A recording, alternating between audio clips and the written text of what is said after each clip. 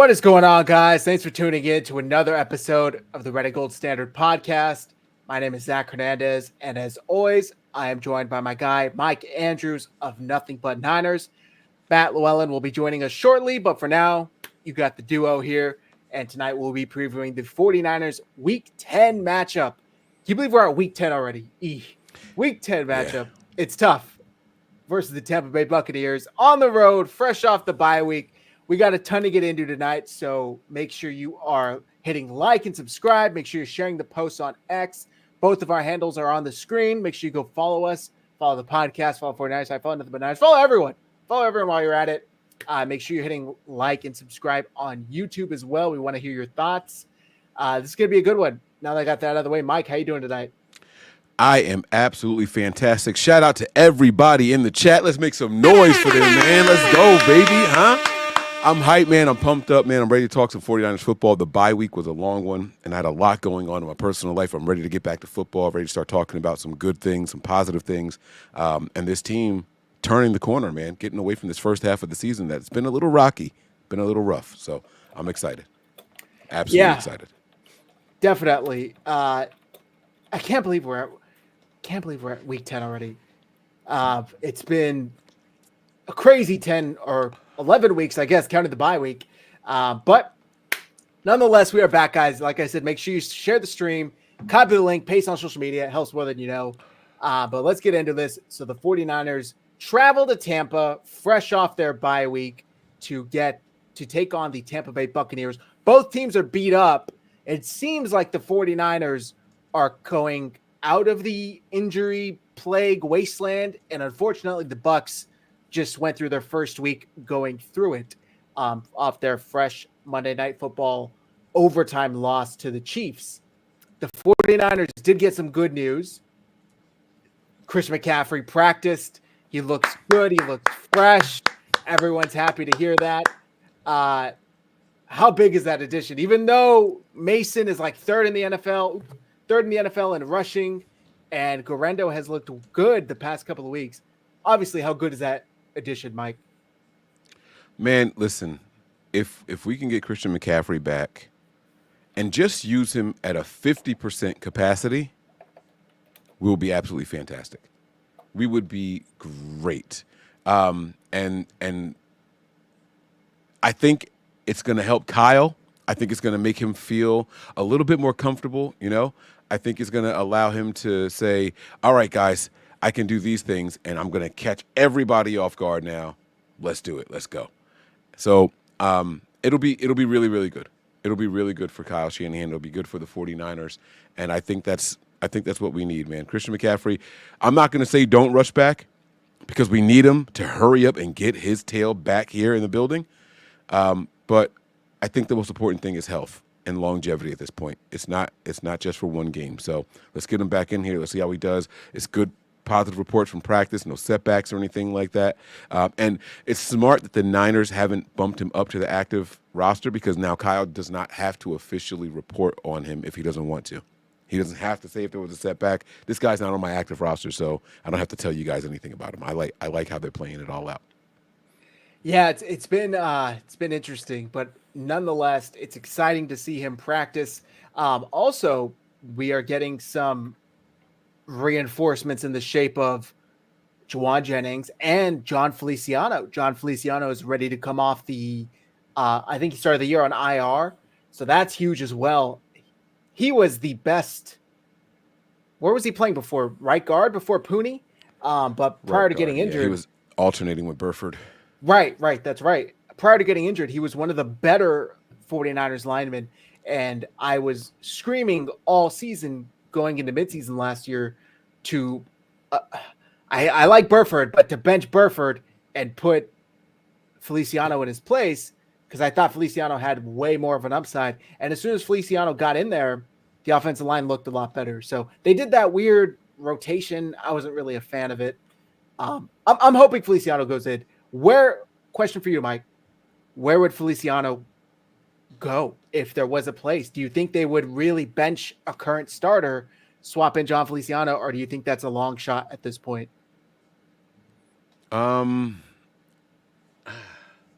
It's going to be tough, man. I haven't seen a whole lot that says, hey, this guy needs to come out and that guy needs to go in, other than sometimes some play at the right guard spot and in the center, but it's nothing that I think that we need to absolutely make a move for. If he is a head and shoulders above someone else, then I say go ahead and give it to him. But I don't know that. And that's something that I would trust. This is the thing. We have a really, really good offensive line coach. And so if that's the case, I say trust that guy, let him do his damn thing, and he's going to make the right decision. If Feliciano all of a sudden ends up in the lineup, it's for a good reason. You get what I'm saying? I don't think Chris Forrester is just going to go ahead and just do that for no reason. So I'm not mad at that at all. Gotcha. Well, I would predict if he replaces anyone outright, it's Jake Brendel. Brendel has been one of the poor graded centers. I got nothing against Jake. Wish him the best, but he is too consistently on his ass. And for how poor McKivitz has been the past 2 years, it's saying a lot that I think Feliciano could slide in. And shout out to Feliciano, by the way, for being multi-talented and being able to slide in at different positions on the offensive line. Not any player could do that and still play at a starter level. So I'm excited to see what he can do. There were also reports of Dre Greenlaw. Well, Go ahead. Sorry, before you move on from him, I do want to say this, though. I absolutely think that Feliciano brings more swag, for lack of a better term. He brings some more confidence to the offensive line. He's already tweeting and popping off at the mouth. Remember how he upset Burford at the I missed one play and look at what happens in the Super Bowl type of thing, right? Like, he brings that attitude, that nasty feistiness that we might be missing from the offensive line, right? I want to see some dog. Trent, we know, will get violent, will check somebody, punch him in the back of the helmet. Trent will do all the physical stuff, but he's not this guy. Right? He's not that Alex Boone type of guy. Don't F with me, right? Feliciano might be the closest that we have to that. And so for that, he might have a value with coming back. Good point. Very good point. Okay, so we also did see Dre Greenlaw. There were reports of him running on the side of the field with his helmet on. Make of that what you will. Kyle Shanahan had previously said after the bye week, Dre Greenlaw would kind of move to week, not really giving a concrete date on when he expects him back. But either way, that's great progress. I mean, the man tore his Achilles in February. So it's really, really promising to see. Hopefully we get him back by the end of the month, maybe. I mean, week to week at this point. Hopefully within a couple of weeks, he turns into day to day. So we'll see. And also, as far as injuries, 49ers were able to let go of kicker Anders Carlson, who, off the top of my head, I want to say made every kick with the 49ers. Shout out to Carlson filling in respectably for Moody. But they let him go because Jake Moody returned to practice. Also, Juwan Jennings returned to practice. He had been dealing with that hip injury that kept him out the last 2 games. So very important. And on Monday, they opened the practice window on John Feliciano that we were just talking about. So very, very, very big reinforcements coming for the 49ers. What do you think the timing of this bye week? Is that working against the 49ers, for the 49ers? It's perfectly in the middle of the season. There's a lot of science and magic that people like to try and get out of the bye week. What do you make of the bye week 9? Here we go. This is my thoughts on it. Round of applause, man. It's been absolutely beautiful. Absolutely beautiful. I think the Niners absolutely needed this, man. Just for nothing else, stop the applause. Just for nothing else, let's look at the reinforcements that are just coming back, right? Like, imagine if we had to play a game last week and these guys had to practice hard, right? It's like, all right, what do we do then? Like, if they're practicing hard to see if they can come back, they might be pushing it. You know what? Here's a week where we don't need you because no one's playing. Just go sit down. R&R, let the body naturally restore itself, regenerate some of those cuts and wounds and all that stuff, and get some of those skin cells back and all that good stuff, right? Like, this, we didn't have a lot of positives, right, with the schedule making, but this is one of the things that I think the NFL did a solid with the Niners. You're going to give us 4 freaking opponents off of bye weeks. Give us the bye week in the middle of the season, man. Don't give it to us early, and don't give it to us too late where we can't come back from the injuries and all that stuff. Give it to us right in the middle. This is one of the very few things that I like about our schedule this year is that season bye week, and we know what Kyle Shanahan teams do after the bye. They really, really find their groove. The offense all of a sudden comes alive, and I think this is going to help. I think that. All right, here we go. I think that this is going to help in ways that nobody else expects it to help us, right? The 49ers, because of the lack of Christian McCaffrey, basically lost the middle of the field, right? I feel like the Yak Bros disappeared. There's not a bunch of yak, right? The Niners are towards the bottom of the league in yak. We're towards the top of the league in air yards for quarterback passes, right? And I don't think that's by mistake. I think teams said, oh, there's no Christian McCaffrey. Debo's banged up, right? Kittle's been banged up. We're going to take away the middle of the field and dare them to beat us deep. And Brock's had to do that, right? The 49ers offense has had to do that. But here's the thing that's going to help us now. Now Christian McCaffrey's coming back. Now Debo's had another week to rest. Now George Kittle's had another week to rest. Now we can implement both of those at the same time now. Now we can go across the middle because you got to be a little bit more honest when you play Christian McCaffrey, when you're trying to defend where that little sneaky MFer is going to go, right? Now you got to defend Christian McCaffrey and Debo, who can both be deadly out the backfield or running a route. You know what I mean? Or a short pass or something like that, right? And what they do with the ball in their hands afterwards. And so now we get to implement two types of offenses into the same one. Are we going to go deep? Are we going to go shallow, intermediate? Now they have no idea. And so this schedule really, really helped us out a lot. I think that Kyle's going to be able to step back and get in his bag. And for once, he's going to get to dictate what we do to the opposing defenses and not respond to the defensive formations and see what they're going to tell us we have to do. I'm really, really excited for that. Yeah. Also, I was thinking about it today. By the way, speaking of the bye week, when the 49ers historically have a bye week, they come back and they're on fire. I mean, their record in November, I think Kyle Shanahan in November is like 10-1 or something like that. 9-1. I don't know.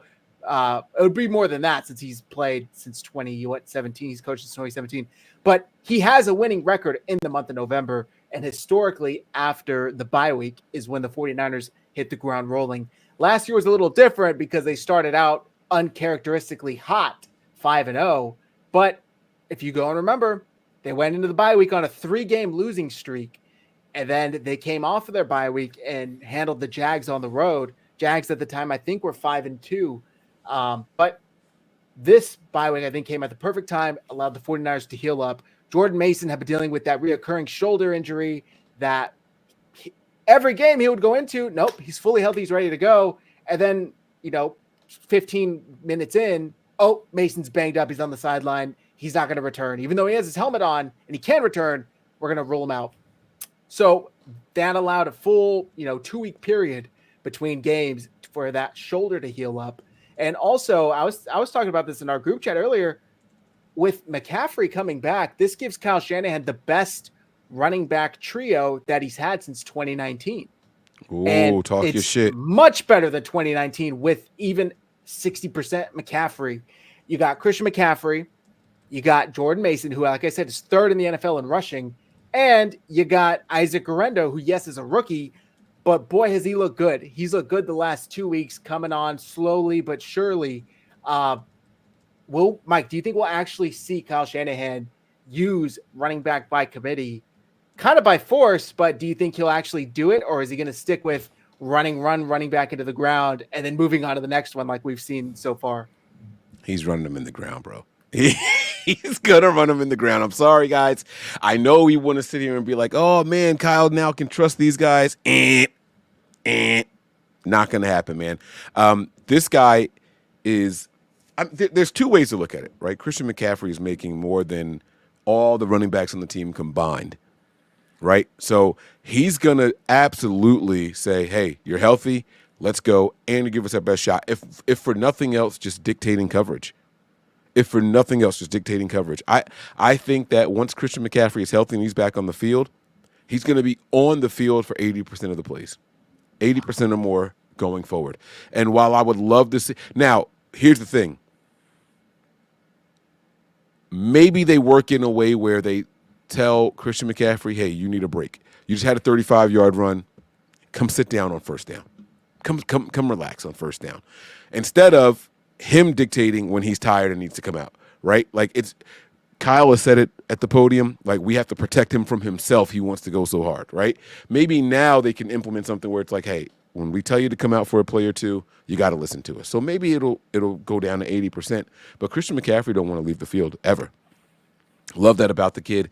But I don't think you guys see any more Isaac Guerrero once Mason is healthy and Christian McCaffrey is healthy. I don't think that Kyle's even remotely close to going to a 3-back system, because what happens is you start telling your hand, right? I mean, there's no way, or at least I'm not going to think it. What do you got, a 15% chance that Kyle's going to throw the ball to a running back out of the backfield if it's not Christian McCaffrey, right? So I don't think that's even an option anymore.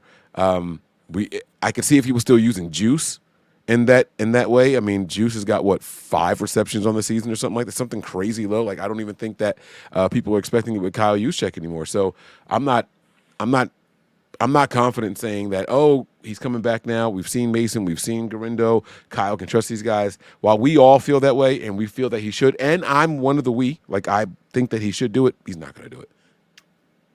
I disagree. I think Kyle Shanahan, maybe if he had the choice, if this was like, I don't know, fractured arm and Christian McCaffrey is like, okay, it's black and white. He is now healthy. Then I would agree with you. But I think this is an injury where it's so finicky and it's so gray. There's not really black and white. There's really no fully healing from this, from the sound of it. I'm not the medical expert, but it sounds like at any point it could flare back up. And that's why the 49ers were so kind of cautious and worried the past week, where he was ramping up his practice, I guess you could say, his workouts, that they were really keeping a close eye on that, both of his Achilles tendons, because just like that, it could ramp back up and flare up and cause a problem. So I think by force, Kyle Shanahan will have to use Christian McCaffrey sparingly. I think he'll be on a snap count. I think Kyle Shanahan will maybe use him more on first downs, passing downs. But we'll see. I could very well be wrong. Here's a comment from our guy Ian Sharp. Maybe some cowing. By the way, 49ers throwback says, unless Isaac Guerrero is consistent and makes plays, I don't see how Kyle wouldn't give him more opportunities. He's earned them. I think he's earned them. Mike, I was surprised to see, with Jennings out and Brandon Ayuk getting his knee blown off versus the Chiefs, I was surprised to see Jacob Cowing.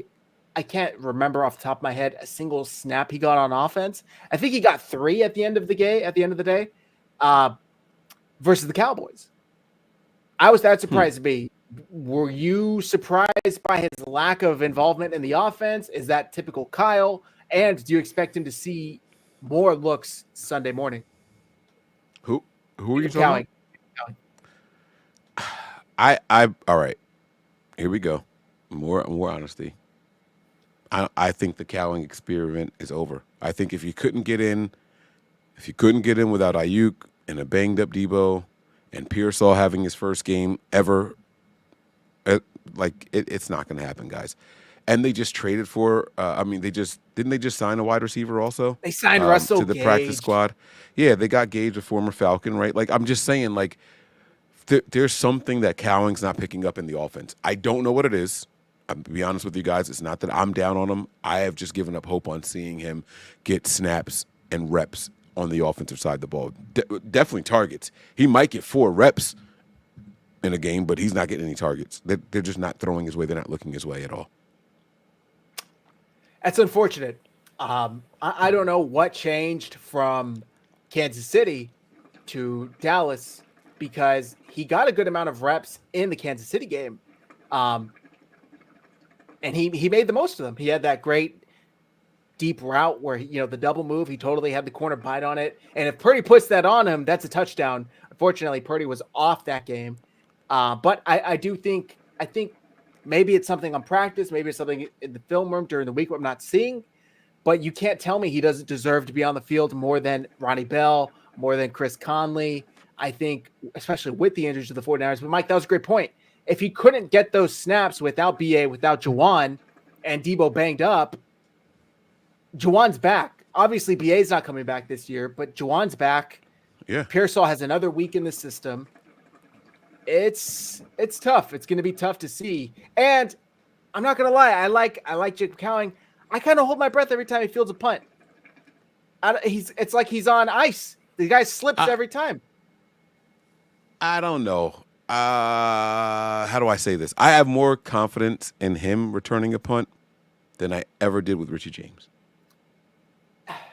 I'm just worried something bad is going to happen. I don't think necessarily that he's going to like muff it or anything. Right. He's going to slip or, something out of his, like he seems for some reason, every time he's fielding a punt, one leg slips out from under him for the past couple of weeks. Yeah, I do. I recall what you're talking about. And I see that. So I do get it. But I also feel like he's ready to bust a big one. Pause. Like he's right there. He's so ready to go out there and bust a big one. You know what I'm saying? So Excuse me, bitch. we just gotta let him go ahead and get it out of his system. Like, and there's a thing, right? The games have been relatively close, and so it could be more about ball control and like, hey, like just don't do blank when you're out there returning this one. Don't just make sure you don't fumble it. So he's not maybe given the freedom to go out there and run the way that he wants to. You know what I'm saying? But maybe now they'll let him go out there and do that. Well, I would love to see him involved even in the running game. We saw how much Kyle uses Debo, and that Dallas game. I said it in the recap show. I could have bet $1,000 that first play, or at least, a couple of first plays, we're going to beat Debo in the running game. When Kyle Shanahan has his back against the wall, he reverts to Debo Samuel. I think Jacob Cowing could be very similar in that skill set with a much more speed involved in it. He's much faster than Debo. He's much quicker than Debo. Debo is kind of deceptively fast, where once he has the ball, it's very hard to catch him. But straight line speed, yeah. Right. Without the ball, he's not running that fast. So I would love to see him get involved. Now, what about our other rookie receiver, Ricky Pearsall? He had a great game. Not great. He had a good game. Off the top of my head, I want to say he had about 40 yards versus the Cowboys. He had a pretty good game. Yeah. Think he'll build on that? What are you expecting from him Sunday? I do think that he's going to build on it. And I saw an interesting question in our group chat today for Nothing But Niners, and it was, for the rest of the season, who do the 49ers depend on more, Ricky Pearsall or Juwan Jennings? And that is, I still don't have an answer because Juwan Jennings has the rapport. He's got the time and all that stuff. But Ricky Pearsall is still a first-round pick. He's still a guy that they brought in for a reason. He's got more speed than Jennings. He might not have the size. He's not quite as big as Jennings is, but he's definitely got the hands. He's supposed to have the route running. I don't know how that's going to compare at the NFL pro level yet. I haven't seen enough to say definitively what he is or isn't as far as a route runner in the NFL. But I do think that the Niners continue to try to work him in there. I think that they've invested just a little bit too much in him to not let him get more opportunities. You can call it roster politics if you want. That's fine. I'm okay with that. But that's still a thing. And so I think they are going to lean on Pearsall just a little bit more. I do. I agree. And look, Pearsall, in my opinion, has answered the call every time his number's been called. Versus the Chiefs, there were a couple of examples where him and Purdy weren't really on the same page. You could just chalk that up to not having that many reps together. They almost never practiced together going into the season. Pearsall was either injured or, of course, that he got shot. But very quickly, it looked like they got on the same page Sunday night versus the Cowboys. Also, I talked about reinforcements coming. I missed one. One of their big free agent signings, Yetur Gross-Matos, the 49ers opened his practice window today. And according to Matt Barrows, he believes that's one of the reasons they didn't make a bigger trade at the trade deadline, which was yesterday, as they are getting Gross-Matos back. So that's good. That's a big one. They signed him and Floyd, and obviously Gross-Matos got hurt, never really did anything but prior to that. What were we going to say, Mike? No, I think that's a great point by Matt. Just looking at the lack of movement, right? Like, so if you guys thought that the Niners needed some more help on the offensive line, all of a sudden it's like, oh, maybe Feliciano can come back. If you guys thought that the 49ers needed help at the wide receiver position, all right, they go out there and they sign Gage. But maybe it's the trust in Pearsall and knowing Jennings is coming back, right? If they don't go out there and get an edge guy, maybe it's because they expect more from Floyd and the rotation of Yatur, right? So it's like it's addition still because they haven't done anything for us during the regular season so far through 8 games. And so we're not going to go out there and just say, all right, well, this guy's not going to do it. This guy's not going to do it. This guy's not going to do it. We have to replace that talent. They're not looking to replace. They're looking to use that talent now. So sometimes the silence or the lack of moves tells you that there's something else in-house that they still believe in. So I really, really like that. We have to look at it from a different lens. You know, a lot of Niner fans were, you know, the meme like with the stick, okay, do something, right? Like, but the do something is already in-house. And that's the best kind of help because they've been part of the training camps, they've been part of the playbook and all that stuff, and they're in the meetings and all. So that's better than an outsider, you know. And not for nothing, I do like the signing of Davis. You know what I'm saying? I do like the signing of Davis. Now we have the trade. I'm sorry, yeah, we have 2 K Davises on the roster now. I was you know just gonna say that. Yeah, we got a Kalia and a Khalil. Yeah. Yeah, so I like the addition. You put him in there next to someone that he's used to playing next to in Collins, and all of a sudden it's like, all right, 2 familiar guys coming from a similar system because D'Amico Ryans was running the same thing over there, and now we can trust that interior. We're gonna bolster up the run game, and now if you get a guy like Matos who can rotate with Floyd and give Bosa a rest when needed, all of a sudden this is a whole new defensive line now. And they got Khalil Davis from the Houston Texans for a 7th-round pick, a 2026. A future. Yeah. Now we're cooking. For free. To be fair, they did find their franchise quarterback in the 7th round once upon a time. I don't know if you guys have heard of that, but that goes without saying. This is a good trade for the 49ers.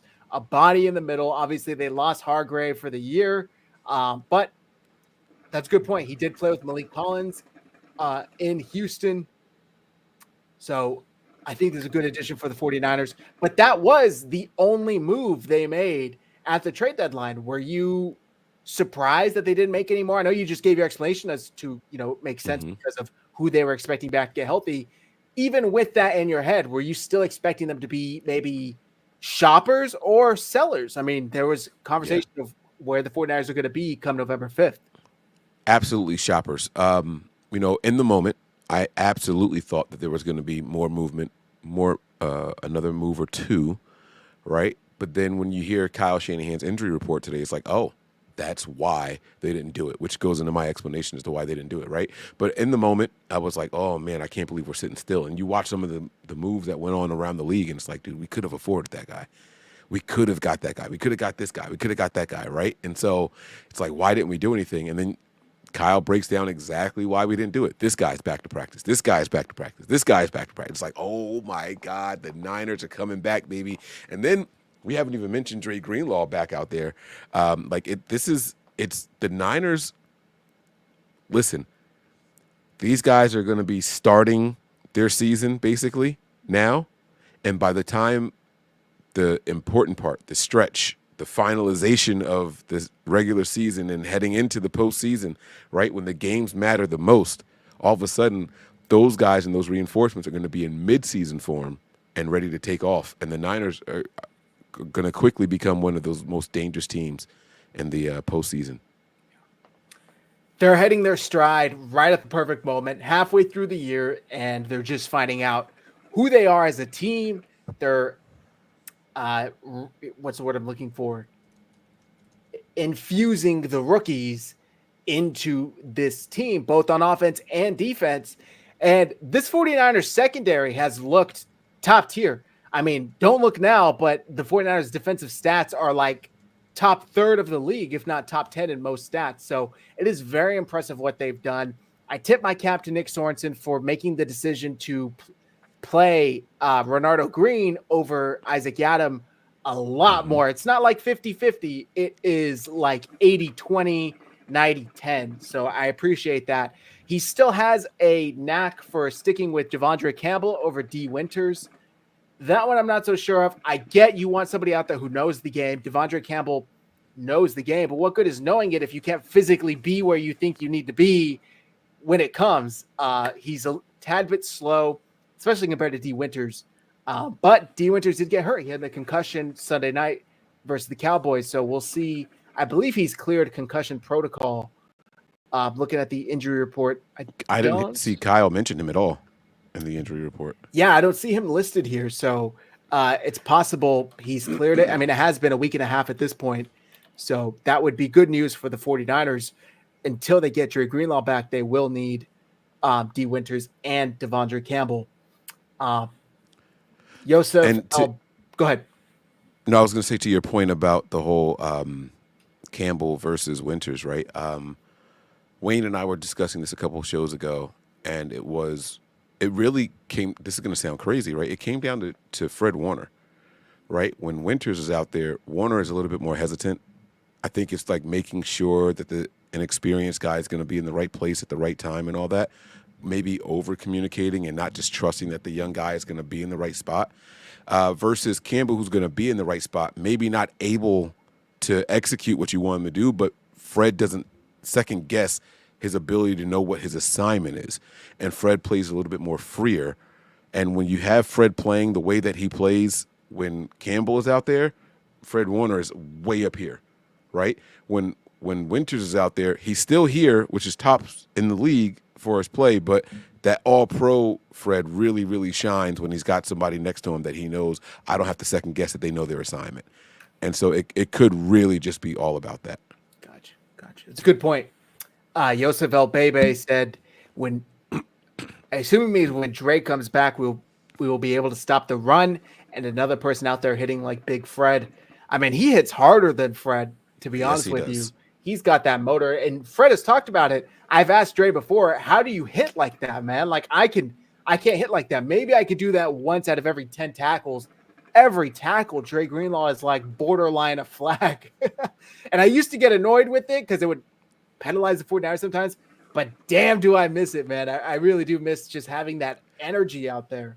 Hey, I will take 2 penalties a game if it's a tone-setting hit every single time he's out there. You say that.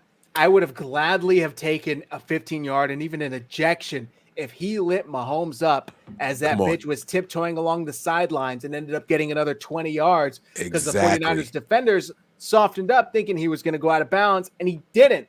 Dre Greenlaw would have been right there to light his ass up. Say, okay, you want to steal a couple yards on us, you're going to pay the price. And play through the whistle. See, the other guys don't do that. Fred Warner, Dre Greenlaw has one speed out there on that field. One speed only, and that's what's been missing. We heard, oh God, who was it? He's on another team now, but they were asking him like, "Who do you credit for your growth and blah blah blah blah blah in the NFL?" And he was like, believe it or not, I learned a lot from my guys over in San Francisco, Diamador Lenore and Dre Greenlaw. I can't remember what player it was that I saw this clip from. But he was Tom like, Brady. It was Tom Brady, believe it or not. I'm just kidding. I'm kidding. I was going to say, what? But yeah, so it's like, but the point still stands, right? Like, and it was someone who plays in the secondary. It was like a corner. Who the hell? He said Ambry Thomas, Diamador Lenore, and Dre Greenlaw. I can't remember what player it was now. Sure it wasn't Tashawn Gibson or something? No, it wasn't Gibson, who, by the way, is back on the Niners. That's another good one, right? But it's like, like that's the kind of shit that I'm talking about that gets me excited. Like when you hear someone who's having a good season on another team still crediting Niners players for their growth and their development, it's right? Like those could it have been Sammy Womack? Yes, I think it was Womack. That's who it was. Yep, it was Womack. Yes, it was. Very good, very good. I'm glad you were able to pull that in. But like that's what's inspiring to me, right? Like, and if those guys are coming back again, by the time the end of the season gets here, we'll be in midseason form, and this defense is going to look completely different. The offense should look completely different. We just got to be patient and get there. We got to be patient and get there one game at a time. But by the way, I know we're supposed to talk about the Bucs, but we're 9 games in, and holy crap, do I want to tip my cap to the 49ers for this fucking draft class. This draft class looks like a hit on just about every level. Jarrett Kingston is the only miss. And that's a miss that I think would have been a hit had he have been able to make the roster. I think they were hoping to be able to sneak him through to the practice squad, but he got claimed. You got Ricky Pearsall. You got Green as the second round pick. Then you got Mustafa, and then you got Jacob Cowing, and then you got Garendo, and then you got who else am I missing?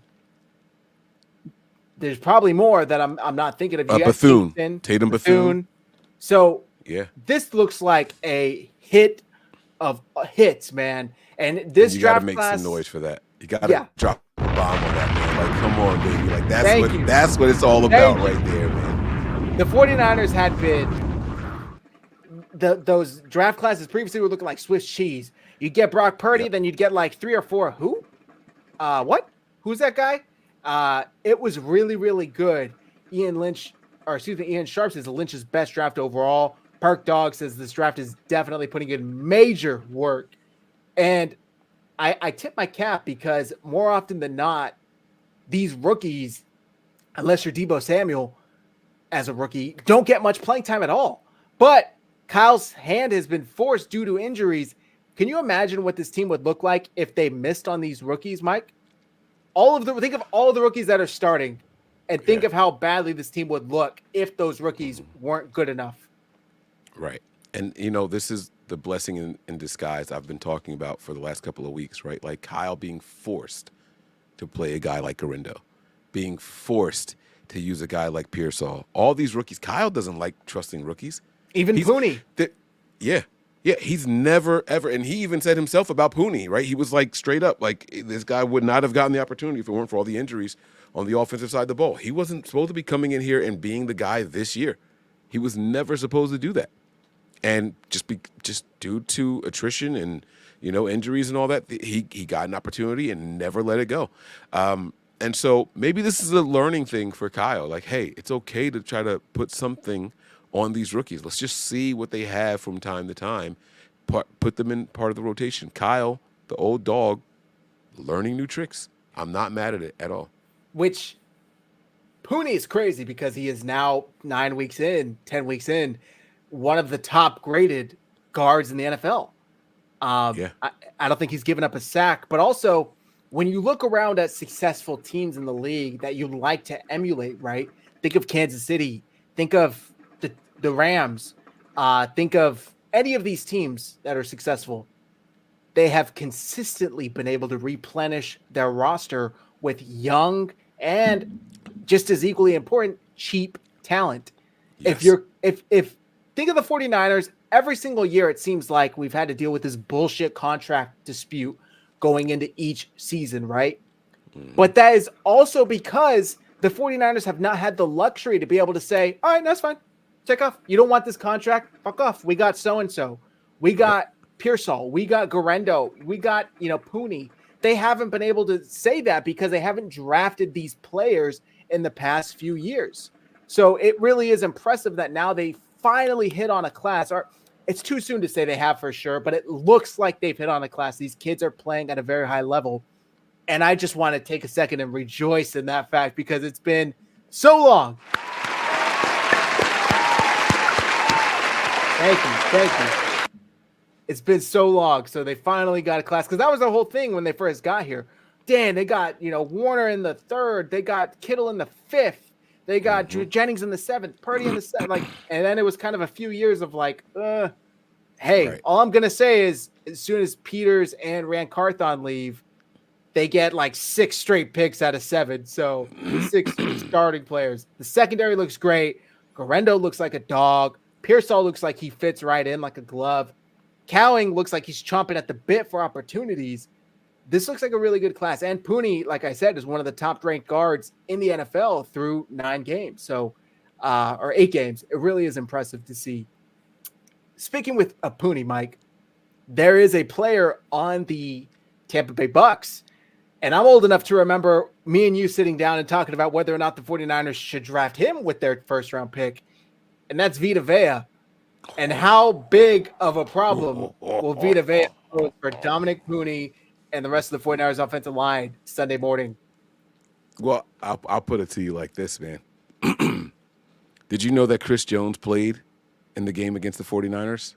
That's a very good point. That is a very. I couldn't have told you. He had an Aaron Donald like game when the 49ers would play the Rams, or I should say Yes. Micah Parsons like game. Who? I didn't realize they were active Exactly. today. Yep. Yeah. So I think Pooney is rising to the occasion and going against the best of the best and taking advantage of every single opportunity given to him.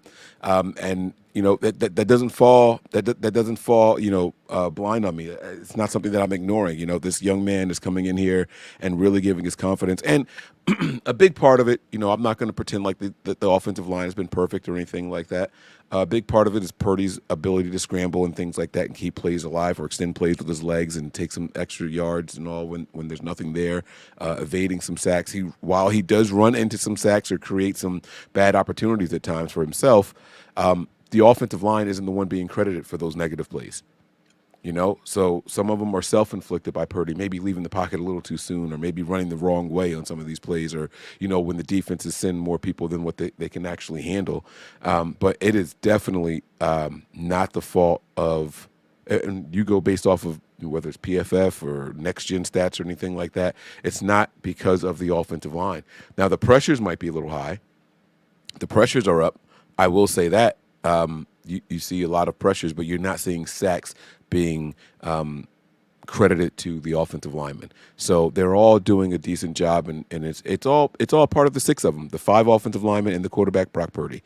They're all doing their part right now to try to keep the 49ers afloat. And if this is the rough part of the season, if this is the injury-ridden part of the season, and we come out of that 4-4, and now we're getting healthy, it's a good base. It's a good base through 8 games. If I would have told you on September 1st, hey, the 49ers, they're going to start the first 8 games without Christian McCaffrey. We already know Drake Greenlaw is going to be out. By the way, I guess I would have already known this on September 1st. But by the way, Ricky Pearsall is going to get shot. Also, Brandon Ayuk is going to have his ACL blown out in week 7. How do you think the squad will be come bye week? If you would have told me they just break even, I would have been extremely happy with that. I probably would have been a little disappointed overall just because my expectations for the team. But given all of those situations that have worked, circumstances that have worked against the 49ers this year, breaking even is about as good as we could have hoped for. And by the way, I say this as a fan, they fucking should be 6-2, man. They should have won that game against the Rams. Yes. They should have won that game against the Cardinals. And they are beating themselves up every night for losing those 2 games. And by the way, just talked about the rookies. If those rookie DBs played that Rams game over Yadam and whoever else the fuck 49ers had out there, I don't think that Tutu Atwell is torching the 49ers for 173 yards or whatever the fuck he went off for. I don't buy it. I don't buy it. So it is unfortunate, but this is where we're at. We're 4-4, and hey, you know what? That allows other teams to say they're shit. They're 4-4. We can beat them. Underestimate the 49ers all you want. Underestimate them all you want. I was thinking about this the other day, Mike, and I was like, damn, do I miss being the underdog? I miss that like 2019, 2020. Well, I guess it was like 2018, 2019 feeling where it's like we're better than other teams think we are. We really have a shot in this, even though nobody thinks the 49ers can win this. To be fair, it was with fucking Jimmy, but hey, they won a lot of games with Jimmy. They won a good amount of games with Jimmy, some big ones. Yeah. So the 49ers maybe are back in that spot, and it's how are you going to respond? Everybody thinks you're off the top 10 rankings. Everybody thinks you are an afterthought. Everybody thinks the Rams with Sean McVay and his greatness, or the Seahawks with Mike McDonald and his youth and his Baltimore experience and his Harbaugh Bros experience is going to take this division. Or what about Arizona with Kyler Murray and Jonathan Gannon? They're taking things to the next level. They've already beaten, the 49ers and so, and they beat this team and they beat that team. They've counted you out. Nobody is expecting shit from you, apparently. Kyle, Brock, George, Fred. Come on. How are you going to respond? Come on. Sunday morning, 10 a.m. is the first chance to put pen to paper and let the rest of the NFL know how you're going to respond. Come on. And the entire division is celebrating. The Niners aren't in first. They aren't in second. What are we, third or fourth? Like we're no one's thinking about the Niners, including our own division. Man, oh man, what a sweet spot to be in. What a sweet spot to be in. Start overlooking us, and we're going to bite you in the ass paws. Exactly. We are coming, baby. We are coming, baby. And I'm telling you guys, it's going to be like the fucking plague. I'm telling you, man. It's going to be bad, and we are going to start destroying teams. I got 2 more losses on the record for the rest of the season. I'm not going to lie to you. I got 2 losses on the rest of the season. That's it. Just 2. Can I ask if one of them is Buffalo? Yes, absolutely. It's 100% Buffalo. I'm not saying the other one. Okay. I'm not saying the other one. I'm not that one I won't do. I won't do because we got a game preview to get to. It could be this week. I'm not gonna. I don't want to ruin anything. Very true. Very true. Okay. Well, by the way, 4-4. The 49ers are fucking lucky they're in the NFC West. That's all I'm gonna say. If they were in the NFC North, they're saying bye-bye to the season. They're saying let's pack things up. Maybe their sellers come yesterday. But they're in the NFC West where everybody's within like a game and a half, depending on tiebreakers. And, the ultimate hope is that come week 16, week 17, it doesn't really fucking matter that you lost a tiebreaker to Arizona or to the Rams because you're hoping they're not even in that win category to where it should matter. So hopefully it does matter. The Niners are already in a place, it's going to sound crazy, right? I'm talking just division-wise. The Niners are already today in a place where they control their own destiny. I know that sounds crazy. Mike, you just said they're not in first or second place, right? How does that work? Because we still have to play everybody that's ahead of us one more time. And so that gives us the opportunity to leapfrog those same exact teams. We already are in control of our own destiny. And that's where you want to be as a team that's been not healthy, that has been struggling offensively, that has been trying to find their way defensively. We control our own destiny already with so much more season left, right? There's going to be no one to blame but ourselves for the outcome of this season. There's going to be no one else to credit. See, when you say blame, it sounds negative, right? Like the negative connotation, like, oh, who are you blaming for these laws? Oh, it's on us, right? But the same thing goes in the positive way.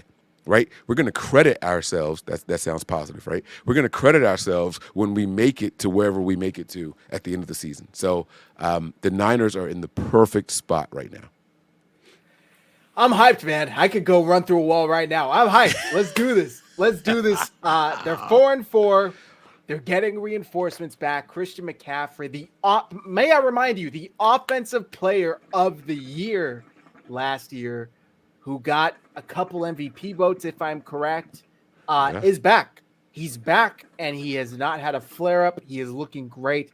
Man, it seems like just yesterday, I had that Monday off. I had Monday and Tuesday off to start the year, right? It seems like just yesterday, I woke up from a nap at 4:45 before the 49ers hosted the Jets on Monday Night Football to see that a shocking active Christian McCaffrey is actually not playing tonight.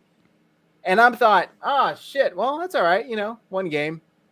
Here we are 7 games later, I guess. And it's like hardened. It's like I just went on the Frodo Baggins journey of to Mount whatever the fuck. And I am back. Right. And I am ready to get Christian McCaffrey back. I am weathered. I have gone through the storm. I have journeyed up the mountain. I am ready to go. So let's get into That's funny that you mentioned the Frodo Baggins thing because I just started. I watched the first one, Lord of the Rings, with my kids the other night, and I remembered quickly how they got the ring to the. It's like, why didn't you just call the fucking bird from the beginning, right? It's like, what are you doing, guys? Like, what are we doing? All these wars and shit, like, right? You're telling me you could just fly over all this shit, right? Exactly. Yeah. We could have avoided all this mess all along, and I kind of feel that way. You go back to those 2 games, right? We could have avoided all this mess all along. We could have been sitting at 6-2. We could have been if we just handled some business and made some proper substitutions, like you said earlier. But we are where we are, and I think the important thing, same with the Lord of the Rings, that you learn the lesson along the way. And I think the Niners are learning that lesson. They are being battle tested, and this is when the veterans on the team, the guys with the experience, are going to come in here and reign supreme. This is when they say, hey, you got to trust us.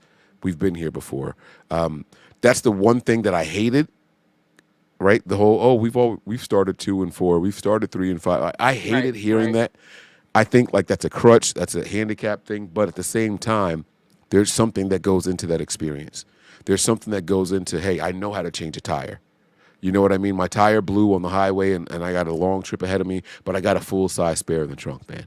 You know, shout out to Isaac Garendo. Shout out to Jordan Mason, right? Shout out to Devondre Campbell, even though we might not like how he plays. You know what I'm saying? Right? Shout out to Diamador Lenore for stepping up, right? I have that full-size spare in the trunk, and I know how to change it. Give me 20 minutes. We'll be right back on the road and heading in the direction we need to be in. And by the way, I've been in this position before. I know you weren't a fan of it, speaking season-wise, but we've seen the last two 49ers wins have been them saying, I've been in this position before, and I'm not going to allow this shit to happen. We saw with the Rams. We saw with the Cardinals. Big leads early up that somehow they lost these games when they were up multiple scores late in the game.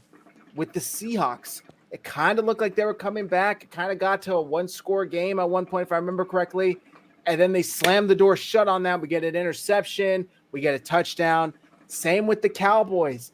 Just like that, they score a touchdown in 40 seconds, go 70 yards, and then they score another touchdown in a couple of minutes, and we're like, holy shit, this became a 6-point game. And then they shut the door. They go 4 straight downs without getting up a pass completion. And then they get the big run with Garendo, take a knee, ice it out. So I know we're not big fans of that. I've been here before season-wise, but in-game experience-wise, that has seemed to come true, and it has seemed to help the 49ers saying, I've been here before. I'm not going to allow this to happen again. By the way, we got a super chat from our guy Sean. Bosa had it right. Now Cam toes, he trumped. But Kyle won't change up, Mike. Be blessed. Hey. Just be unburdened by come on, Sean. LMBO. Come on, Sean. You got to know that Kyle's changing, bro. Listen, and Sean is tapped out on Kyle, guys. I just want to make it very That's clear. Right. He is. He's over the Kyle Shanahan thing. He doesn't think that this old dog can learn new tricks. But Sean, I'm telling you, I've seen adjustments from Kyle this year. They might not have all worked, but he is changing some things, man. This old dog is learning new tricks. I'm gonna keep saying it because everyone thinks it's impossible, man. But you know, we're gonna be here, bro. I'm saying we as the Niners and the 49er faithful, we are gonna be here. We're not going anywhere. We got a lot of season left, and like I said 15 minutes ago, we control our own destiny, man. I'm telling you guys to strap in. It's going to be a really, really fun and exciting ride along the way. A couple more losses coming, but we'll be okay. We'll weather that storm. I promise you guys. We are built for this. We are literally built for what this team is about to endure and what we're about to go through. Ian Sharp says special teams looked better last week. By the way, Cowboys were like number 3 ranked in special teams, right? They were like top 10, top 5 ranked in special teams. Mm-hmm. They tried a couple of trick plays. They ended up getting penalized on one. 49ers look fine. They look fine. That was their best special teams outing, in my opinion.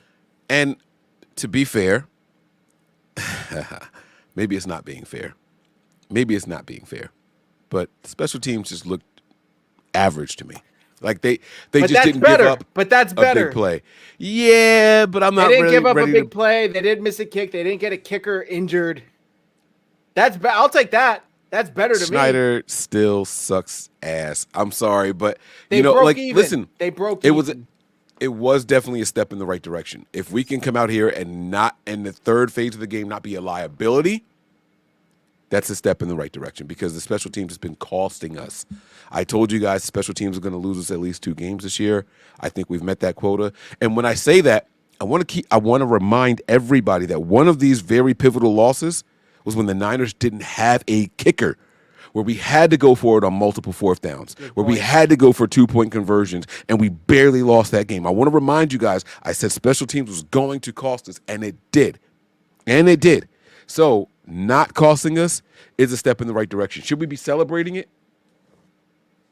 Maybe, maybe not. Maybe we shouldn't be celebrating it, but the truth is still it didn't cost us. And so we are trending in the right direction. Let's keep that trend going.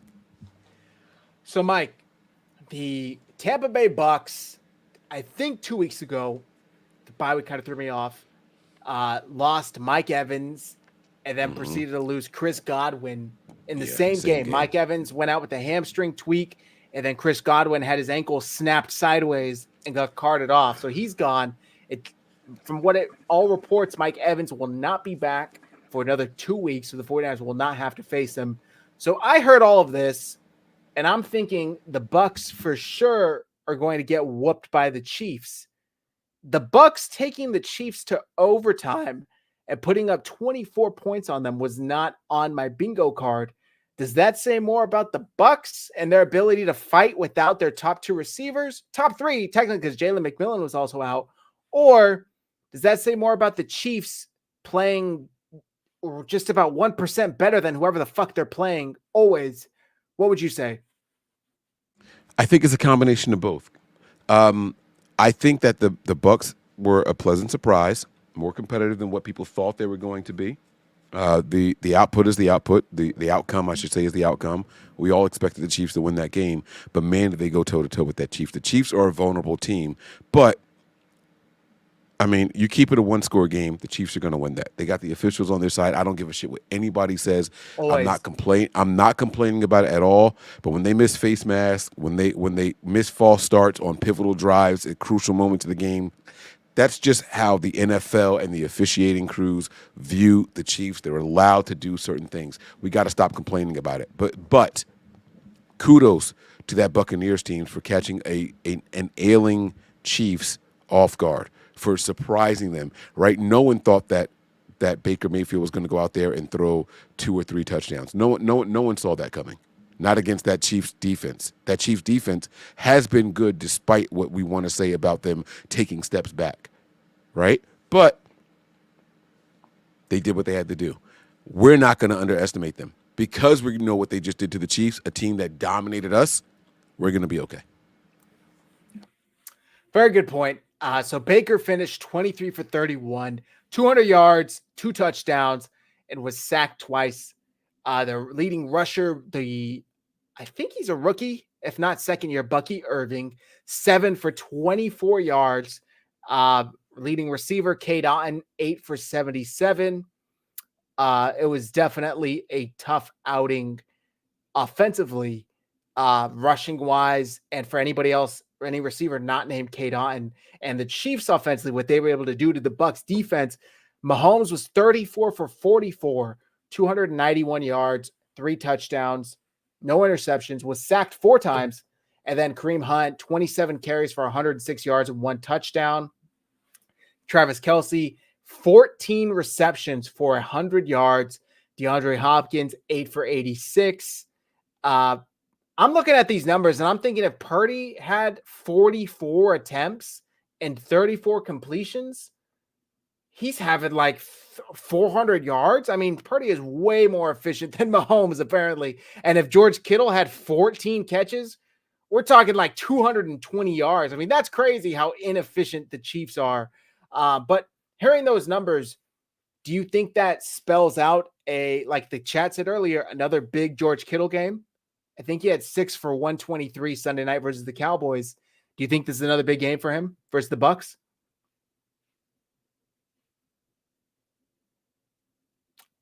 I think you're muted. I can't call it with Kittle. I can't. Here's what I can say. Kittle's going to be exactly what the Niners need him to be in this game. Oh. So one thing I've noticed about his usage is if they think they can get by without putting the ball in his hands and him just being a blocker or a decoy, they will do that. But when they have to call on Kittle, man, oh man, does he rise. Now, he's had some uncharacteristic drops, him and Debo alike, right? Debo had a couple of uncharacteristic drops, right? But man, like those guys know how to like really, really like reel it in when they need to. If they feel that they need to depend on Kittle, if they're just locking down all the wide receivers, Kittle's going to step up. I don't have a doubt about that at all. I don't know if he's going to have a career game this year, but Kittle's on pace for a really good season, and I hope it continues. That's what I'll say. Okay, well, I think I'm going to go a little easier with it. I think it spells a big game for George Kittle. I think he is due. I shouldn't say due. He is bound to have a big game against this defensive front by the Bucs. I just had it up. Their leading tackler on defense, KJ Britt, is their top linebacker. They obviously have Levante David, the veteran who's been playing at a high level for a long time. I don't think they could match up with George Kittle with what he does in the pass game. So I would like to see George Kittle have a big game. But with that said, is there anything about this matchup I haven't talked about before we get into the predictions that you wanted to talk about? I do think that Kittle will be a mismatch against both of those linebackers. I know you talk about David and their leading tackler. I absolutely think that Kittle will be a mismatch against them. Also, they have, in my opinion, a questionable secondary. Now, what does Pearsall look like? That's where the question marks come in for me, right? Like, who do we have that's going to beat man coverage? Do you have an answer for that? Because I don't right now. And if Matt was on here, we know we would say, well, damn sure ain't going to be Debo, right? Like, we know what Matt would say. We know what Matt would say if he were on the feed right now. But I have all the faith in the world in Kittle. I have all the faith in the world in Christian McCaffrey, Mason, and Isaac Orindo. And not for nothing, I think between Jawan Jennings and whoever else they decide to call upon, I got it. I think they'll be okay. I'm not going to lie to you guys. I think the Niners will be okay.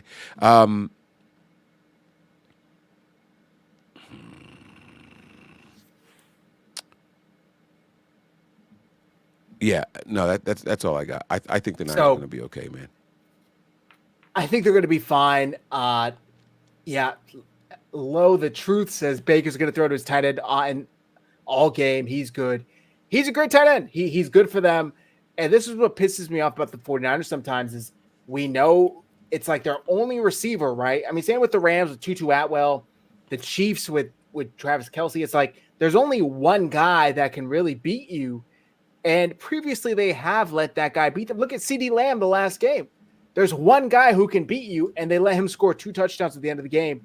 I'm hoping that's not the case with Cade Otton. But to be fair, we have also seen the 49ers give up big gains to opposing wide receiver ones, tight end ones, and it not necessarily translate into a loss. So I think they're perfectly fine giving up 125 yards to an opposing receiver if they win the game, 24-10 or whatever. It doesn't really matter to them. So yeah. We got a super chat or a chat here, from Big Daddy Niners. Hey, Zach and Mike, this is going to be a tape. I think he meant Debo and Pearsall game, maybe even a Gorendo game. I believe Sunday is going to be, or Debo's going to take off, Pearsall's going to take off, and Gorendo. I should get an award for translating that. I agree with you. Yeah, it's going to be a big game. Debo's kind of banged up. He's got the rib injury. He's practicing with the blue non-contact jersey. So we'll see. Let's get into these predictions, Mike. All right. Do you have anything else? Go ahead and I cut you off? No. You're good, man. Well, the predictions will answer any questions that I have left, so that's good. Got you. Okay, so let's start with the offensive. You want to go first? Yeah, I'll go offensive first. I'm going to take some non-conventional things here. I'm going to go with Trent Williams. Oh. I think Trent Williams is going to have this offensive line roaring and ready to go out of the bye week. I think that we're going to see something a little bit different from Trent Williams. Not only is he going to have a good game, I think we're going to see a little bit more vocal leadership from the veteran out there. Guys, this is the part of the season where we really put our foot down and we start to step on the gas. And so I think that he's going to come in. He's going to play the game the way that it's supposed to be played. He's going to be letting these guys know, all right, guys, like, we're going to be all right. And he's going to keep their heads in the game. I think that the offensive line starts out a little slow, and not so much because of their play, but because of Brock Purdy. One thing that no one's really discussing is Brock Purdy's slow starts. He has started unusually slow all these games all season long. I mean, he just is out of rhythm. High throws, low throws, behind players. The timing, the rhythm just doesn't quite seem to be there. And I don't have a reason to expect it to change, but I think that Trent keeps the offensive line's guys head in the game. And so I'm going to credit Trent Williams as my offensive player of this game. He's not going to have any stats, no catches, no touchdowns, no rushing yards or anything like that. But I think that Trent Williams is going to be that leader on the offensive side of the ball that we really, really want him to be. So I'm going to go with Trent Williams. No stats, baby. Kind of a non-traditional pick. I like it. I think this is Ricky Pearsall's breakout game. We saw the Chiefs just had DeAndre Hopkins go 8 for 86 and 2 touchdowns, and that wasn't even their leading receiver. They had Travis Kelce, 14 for 100. So I think George Kittle is going to go off, but I want to tip my hat to Ricky Pearsall, and I think he's going to have 6 catches for 92 yards and a touchdown. I think he's going to take advantage of this Bucs kind of beat up secondary, depleted secondary, and I think he's going to have his first big game with the 49ers. And coming off a bye week, he had, 2 games to build on. It's all perfect timing. So give me Pearsall just under 100 and a touchdown. Who do you got for defense, Mike?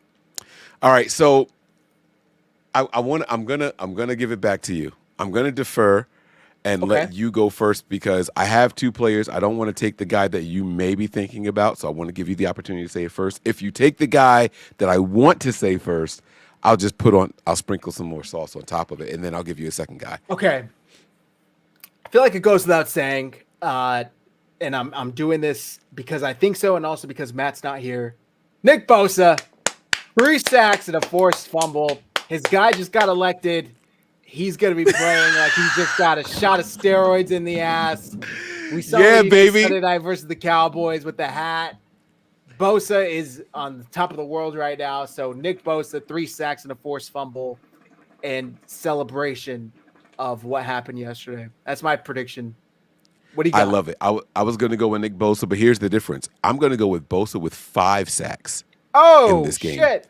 I think that he has it out for Baker. I will never forget him taunting Baker. That little whisper that he does, that little weird, like stop whispering sweet nothings in my ear, right? But I think that he goes back to it. 5 sacks, a ton of pressures every time he's out there. A bunch of just staying on his ass, man. I really, really think so. Listen to me. Nick Bosa and stunts are going to be the secret to winning this game. If you look at their team, their worst players are their guards. Their worst players are their guards.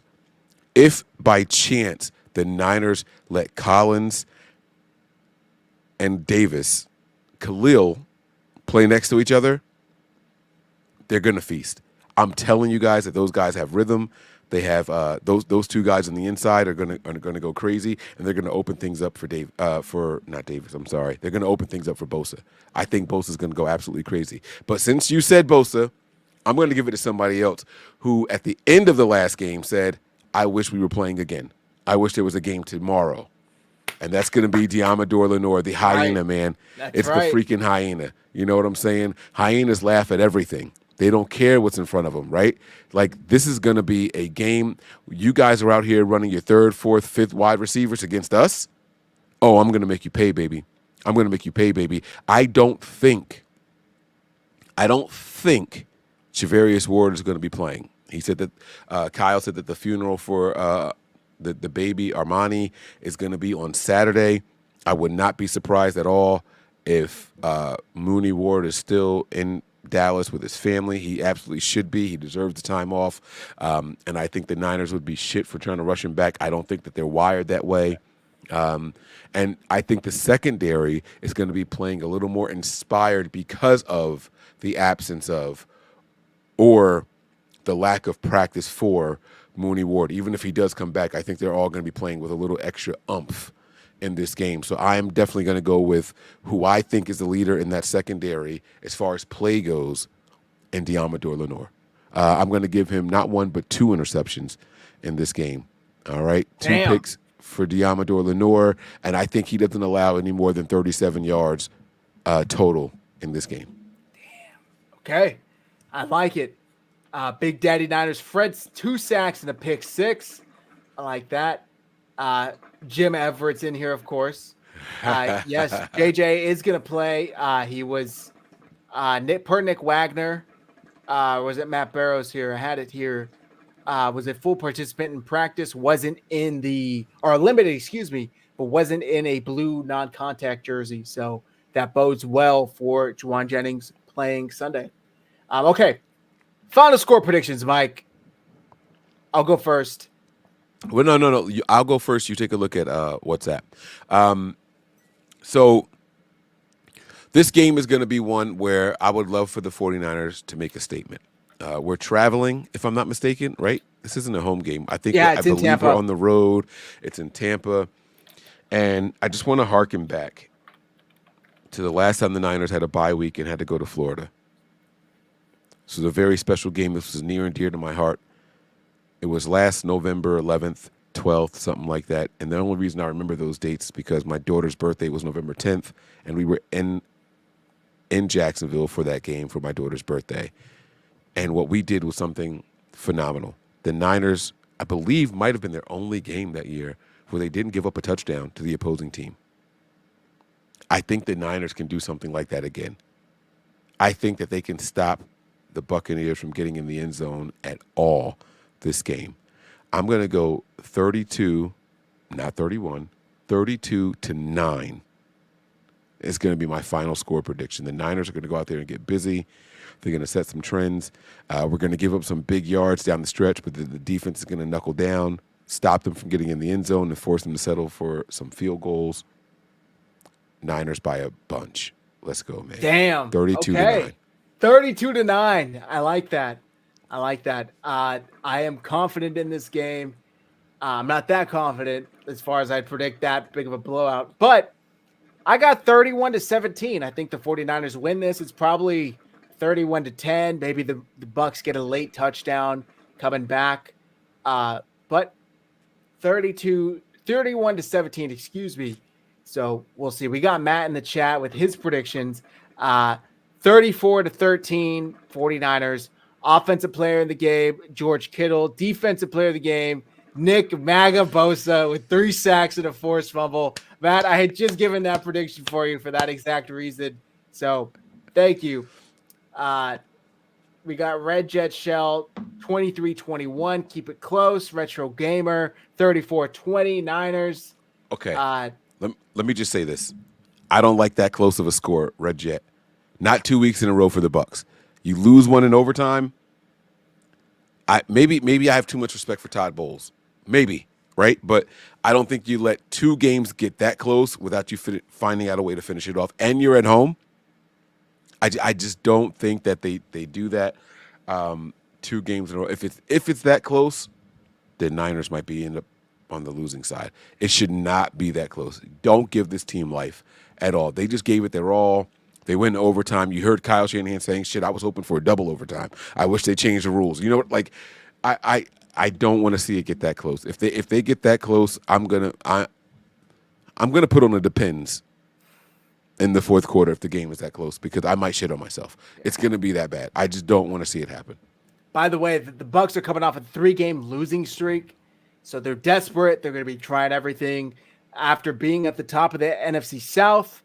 I want to say they're second now. They dropped below the Falcons. So they're desperate. Coming off 3 games straight. Okay. I got a chat pack question, Mike.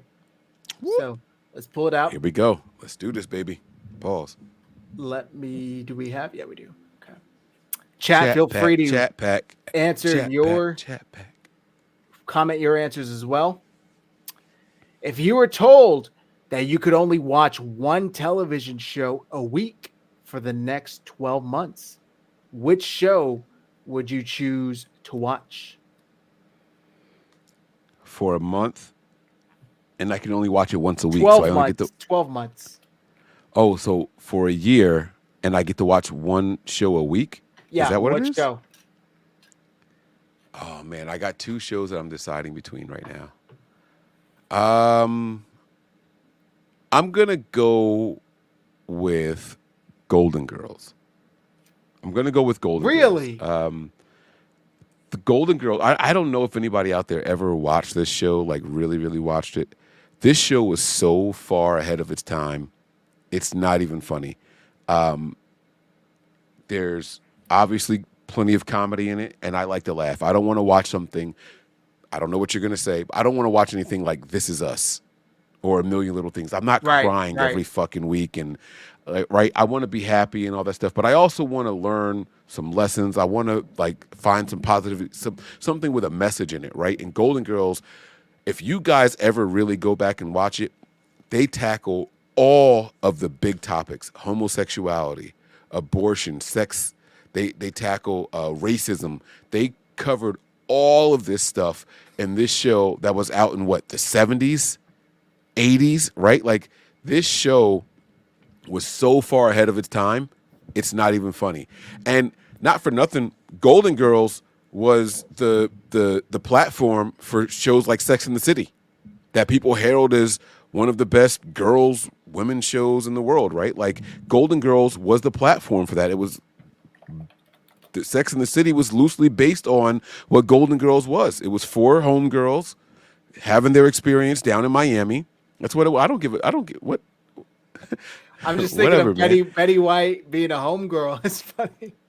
I'm just it is what it is, man. I'm just telling you guys, man, right? You got Blanche, the loose lips, sinks ships, right?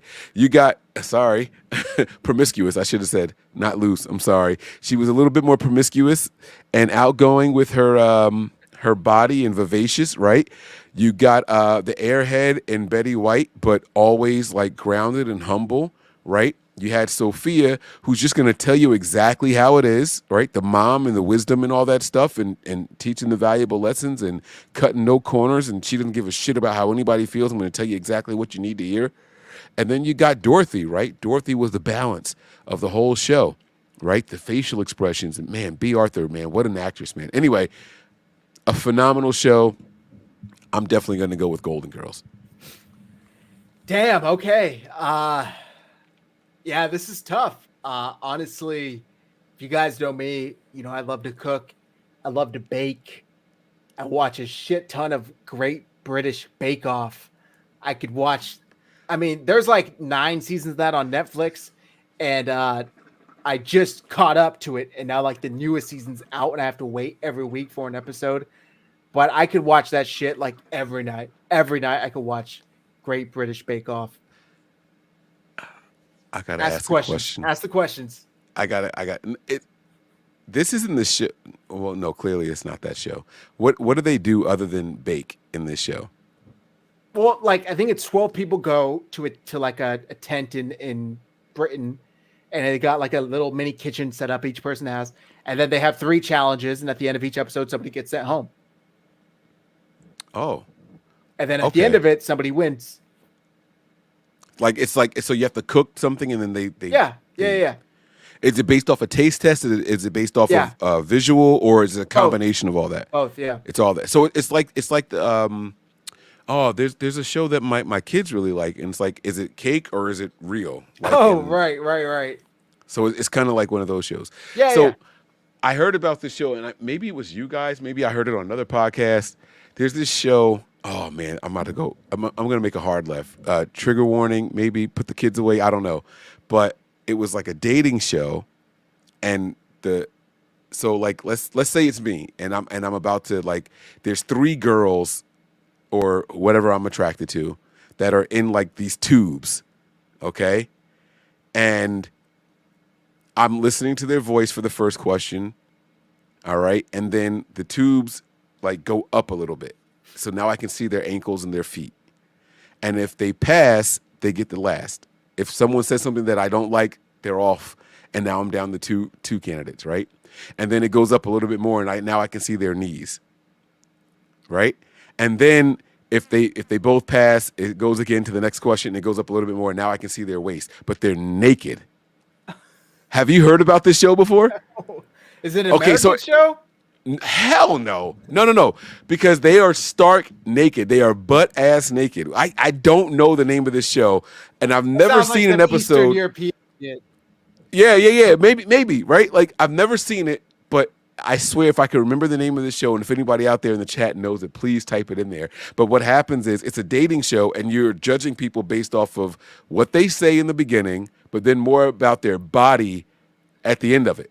And so they're butt ass naked inside these tubes, and you see more and more of the body, the genitalia, the breast, or the balls. What like it slowly shows you more and more. You have no idea who you're starting to like based off of the answers until the very end when the tube comes all the way up and reveals them. If anybody out there knows the name of this show, please tell me. I've never watched an episode, but I could see me wanting to see something like that for a whole year straight. I want to know how baking put that on your mind. Well, because it was because I know it's not from this country, so you started overseas, and so it was like, all right, that's all it took. That's all it took. I'm sorry, that's all it took. That's all it took for me to get there, bro. I'm sorry. I thought you were going to that show right away. I have no idea where I heard about this show. I can't, like I said, I can't remember the name of it or anything. Would you go on a dating show like that? Like, well, okay, obviously, if you were single, because I'm not in the tube, yeah. You wouldn't stand in the tube? I'm showing Wang in this tube. I got my balls sticking out the bottom of it. Not for the first three questions, unless your balls are. If your balls got hang time, then maybe the first three questions. How hot is it in the studio? Naked Attraction. Why does Matt know what this is? Let's go. This is what I'm talking about. Now I got to go find this show as soon as I get off of here. So I'm putting it in the group chat so I can go and look this show up. I am going to watch this shit, and I might have a different answer. I might have to come back and do a different show. But right now I'm going with Golden Girls with maybe a potential nod to Naked Attraction. Crazy delta from Naked Attraction to Golden Girls. That's a crazy difference. I'm sorry. All right. I won't say anything else random for the rest. Let's just get out of here because I'm sorry, man. Well, yeah, go watch Naked Attraction, I guess, or go watch Great British Baking Show, whatever suits or Golden Girls, or Golden Girls. Yeah, or Golden Girls.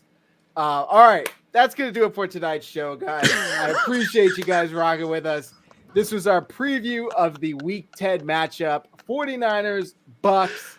49ers have a chance for the first time this year to get 2 wins back-to-back. And I guess we didn't just do that? No. They lost to the Chiefs and they beat the Cowboys. Oh, snap. They haven't been able to put 2 wins together back-to-back. Now, this is kind of a cheat because they did have the bye week in between. But still, they need to take care of business, handle business in Tampa. 2 wins back-to-back for the first time this year. Getting some reinforcements, Christian McCaffrey, Juwan Jennings, Feliciano. They all look like they're going to play. So it's time to take care of business, guys. Matt will be on the review on Sunday. So make sure you are back for that. Hopefully we're recapping a win. Like and subscribe to both channels on the way out. Thank you, Red Jet Shell. Appreciate it. 49ers Hive and Nothing But Niners. Sean with Super Chat. That was a shroom trip, Mike, not a show. I only heard about it. I swear I only heard about it, man. I'm sorry, guys. I am so sorry. I bet you all go out there and look at it. I bet you this show just got at least 5 more viewers from this show. Yeah. I guarantee you. Naked Attraction. I guarantee you they just got at least. You guys are going to go Google that shit right now. I guarantee you. Good luck. I don't know. I don't know. I'm sorry, man. All right.